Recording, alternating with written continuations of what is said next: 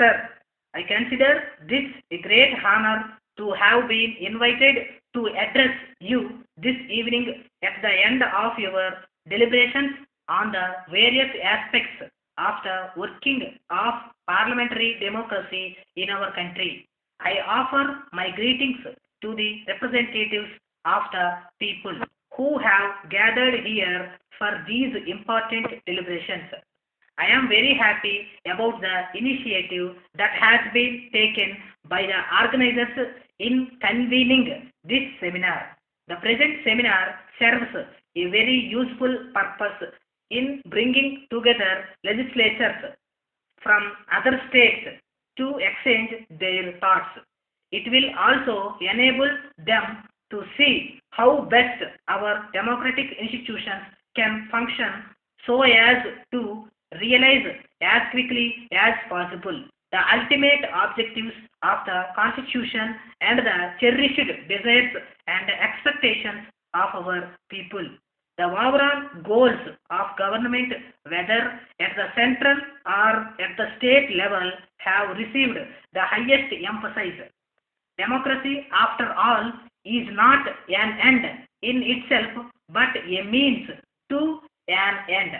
Democracy, as far as we know, is the best form of government we can think of for achieving the common good in an atmosphere of individual liberty and equality of all individuals and justice to one and all. It has been rightly observed that under democracy, the weaker should have the same opportunity and the strongest, and this can happen only through non-violence. What gives us so much confidence in them is that our parliamentary institutions keep the ultimate objectives of the Constitution and of all democratic government ever in the forefront of their minds. They always strive to ensure that progress is made in the direction of achieving the results as early as possible.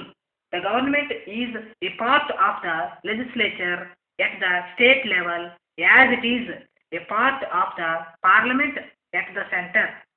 The parliamentary institutions have as much control over the executive as they have powers to bring forward legislative measures which, in their view, will further the interests of the common man.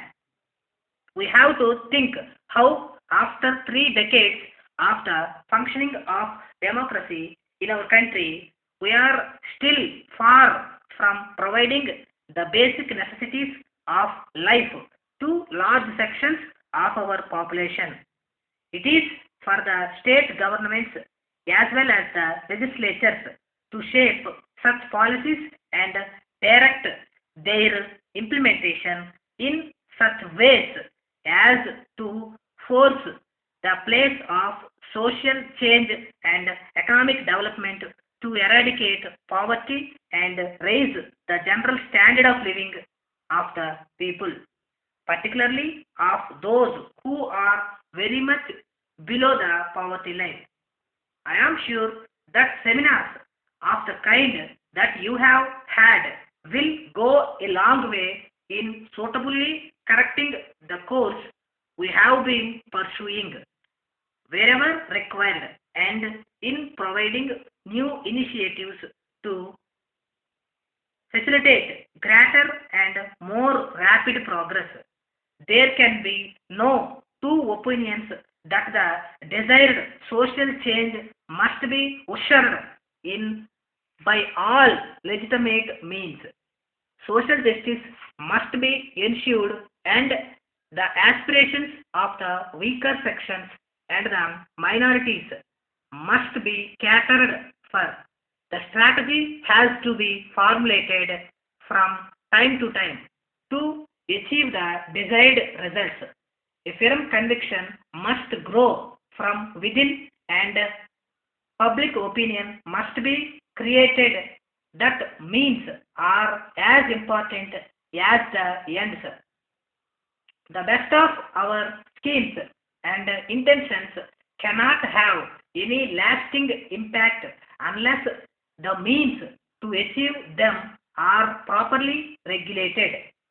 It is of essence in a democracy that the chosen representatives of the people should occupy a position of respect and honor not only in their constituents but also among the people in general.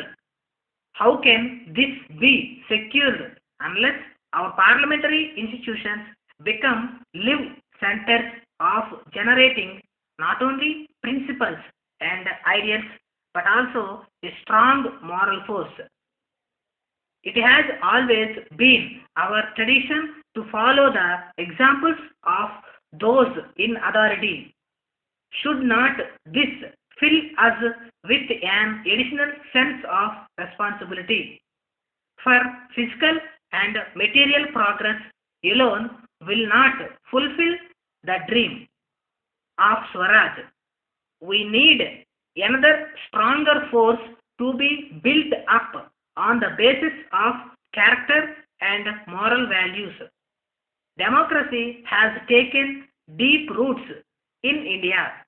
The whole world has appreciated the effective way the democratic process has been operating in India, which is the largest democracy in the world.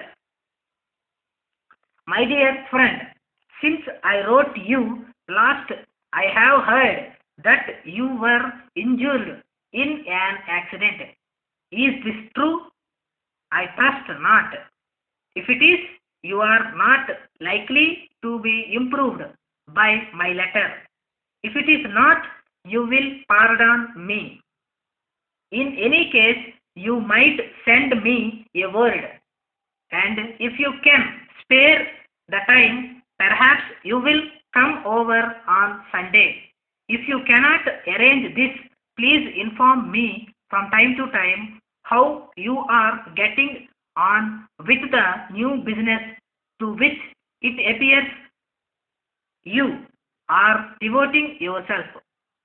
If it be as successful as you were inclined to think, you will be very fortunate, and if it be not quite so profitable as you hoped, it will still have proved an interesting experiment. At all events, it was well worth a trial. At the same time, you should not work too hard. If you do, you must not be surprised to find your health giving way. I have no doubt of the ultimate success of your patient, and if it were necessary, I could arrange to invest a considerable amount in the business. I cannot do anything in the matter of the shares you spoke about until I have seen you again. I cannot see that there is any hurry about the affair. If it does happen that the shares are all taken up before I make application, I shall not mind very much. I am trusting, however, that you will be able to pay me a visit on Sunday and explain matters. I have an old friend staying with me who had been to South America for 3 years on business affairs, and I am sure you will be delighted with his conversation on the customs and manners of the natives.